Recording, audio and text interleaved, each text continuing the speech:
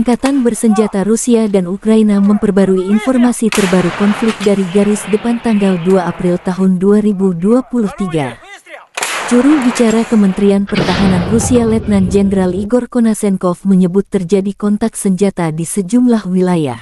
Di arah Donetsk, grup pasukan Yuk, penerbangan operasional taktis, dan artileri melenyapkan lebih dari 210 tentara dan tentara bayaran Ukraina, 3 pengangkut pribadi lapis baja Kirpi buatan Turki, 3 kendaraan tempur lapis baja, 4 kendaraan bermotor, 3 truk pickup, dan 1 howitzer Mesta B selama 24 jam terakhir.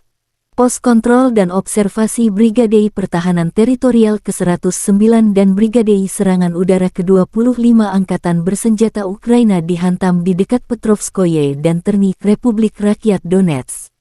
Pasukan pertahanan udara Rusia menembak jatuh 11 kendaraan udara tak berawak Ukraina di dekat Vladimirovka, Kirilovka, Verkhnetoretskoye, Republik Rakyat Donetsk.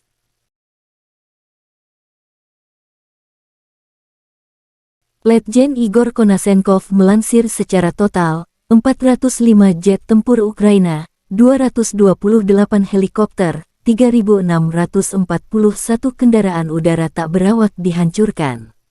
Termasuk 415 sistem rudal pertahanan udara, 8.510 tank dan kendaraan tempur lapis baja lainnya, 1.077 kendaraan tempur yang dilengkapi dengan MLRS, 4.485 meriam dan mortir artileri lapangan, serta 9.270 unit khusus peralatan militer dihancurkan selama operasi militer khusus. Dari kubu terpisah, Angkatan Bersenjata Ukraina dalam sebuah pernyataan mengatakan Rusia kehilangan 560 prajurit dalam 1 hari. Termasuk 2 tank, 5 kendaraan tempur lapis baja serta 1 unit artileri dan 2 drone. Secara total, Kremlin kehilangan 174.550 prajurit selama konflik. Termasuk 3.618 tank, 6.986 kendaraan tempur lapis baja serta 306 jet tempur dan 291 helikopter.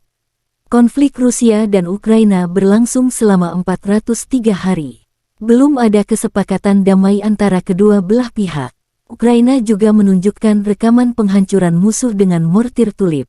Brigade Mekanis terpisah ke-14 yang dinamai Pangeran Roman Agung terus menyerang penjajah Rusia. Video dirilis Staf Umum Angkatan Bersenjata Ukraina tanggal 2 April. Kerugian pasukan Rusia belum terhitung akibat serangan ini. Terpisah Presiden Ukraina Volodymyr Zelensky mengucapkan terima kasih kepada semua orang yang membela Ukraina dari penjajah Rusia.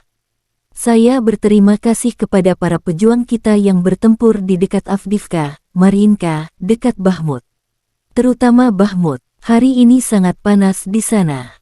Kira akan mempertahankan tanah air bersama sampai penjajah pulang tertunduk, kata Zelensky. Ще 11 людей отримали поранення. Росія застосувала проти Костянтинівки ракети С-300 і систему залпового вогню «Ураган». Сьогодні вранці російські терористи ударили також по Конотопському району Сумської області. Мінометний вогонь, 2 загиблих. Мої співчуття всім рідним, близьким, всім родинам. Це лише кілька прикладів із десятків ударів за добу. Є лише один шлях зупинити російський терор, повернути безпеку всім нашим містам і громадам від Сумщини до Донбасу, від Харківщини. Terima kasih sudah nonton. Jangan lupa like, subscribe, dan share ya.